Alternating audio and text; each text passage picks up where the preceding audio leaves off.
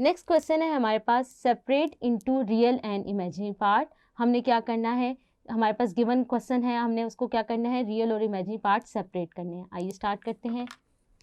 सबसे पहले हम देख लेते हैं हमारे पास न्यूमरेटर में क्या टर्म आ रही है। हम क्या कर लेते हैं, अभी एज इट इज़ लिख लेते हैं, इसको ओपन करके लिख लेते हैं। चलें एज इट इज़ एक दफ़ा हम लिख लेते हैं। तो अगर हम देखें यहाँ पे क्या है, a plus B whole square का फॉर्मूला लिख लेते हैं। वो किसके बराबर होता है, a square plus B square plus 2ab। a यहाँ पे क्या है -2 और b क्या है 3 आयोटा। तो मैंने यहाँ पे क्या किया है, a square a plus B whole square का फॉर्मूला ओपन कर लिया है और नीचे वाली डिनोमिनेटर की टर्म को मैं ऐसे ही छोड़ रही हूँ, ऐसे लिख रही हूँ। तो उसको लिख लेते हैं 1 प्लस आयोटा। अब मैं क्या करती हूँ, स्क्वायर ओपन करती हूँ तो मेरे पास क्या आता है 4। इसी तरह 3 आयोटा स्क्वायर क्या होगा, 3 का स्क्वायर आ जाएगा 9। आयोटा स्क्वायर की क्या वैल्यू आएगी -1। तो वो डायरेक्ट ही लिख लेते हैं। चलें एक दफ़ा ऐसे ही लिख लेते हैं, फिर नेक्स्ट स्टेप में आयोटा स्क्वायर की वैल्यू को प्लग करेंगे।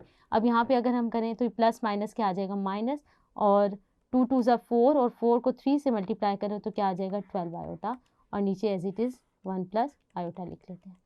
इसी तरह इसको मज़ीद सिंप्लीफाई कर लेते हैं। अगर आयोटा स्क्वायर की वैल्यू डालें तो ये क्या आ जाएगा -9, 4 -9 क्या आ जाएगा -5 -12 आयोटा और 1 प्लस आयोटा। अब हमने क्या करना है, अब हमारे पास दोबारा डिनोमिनेटर में जो क्या आ रहा है, इमेजिनरी नंबर आ रहा है, इमेजिनरी टर्म आ रही है 1 प्लस आयोटा। तो अब हम क्या करेंगे, इसको रेशनलाइज करेंगे। रेशनलाइज के लिए हम क्या करेंगे, इसको कंजुगेट से मल्टीप्लाई और डिवाइड करेंगे। तो वो क्या आ जाएगा, अब इसको हम ब्रैकेट्स को बाद में ओपन करते हैं, पहले एक दफ़ा लिख लेते हैं। नीचे हमारे पास क्या है, a प्लस बी और a माइनस बी। तो मैं डायरेक्ट इस पर फॉर्मूला लगा देती हूँ, a square minus B square का।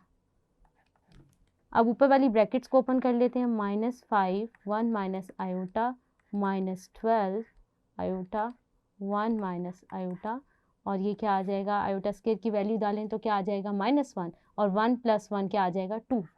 इसको मज़ीद सिंप्लीफाई कर लेते हैं तो ये क्या आ जाएगा -5 + 5 आयोटा -12 आयोटा, माइनस माइनस क्या आ जाएगा प्लस, और आयोटा स्क्वायर क्या है वो अगेन क्या बना देगा -1। तो यहाँ पे क्या आ जाएगा -12 आ जाएगा हमारे पास, और नीचे इसी तरह हम 2 लिख लेते हैं। अब इसको मज़ीद सिंप्लीफाई कर लेते हैं, हमारे पास क्या आ जाएगा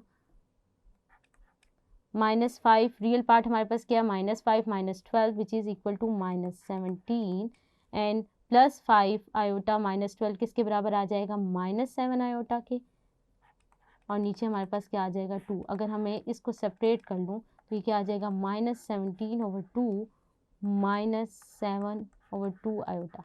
अब मेरे पास ये वाला पार्ट जो है वो क्या है, रियल पार्ट, इसको मैं लिख लेती हूँ, और ये मेरे पास क्या है, कम्प्लेक्स पार्ट या इमेजिनरी पार्ट।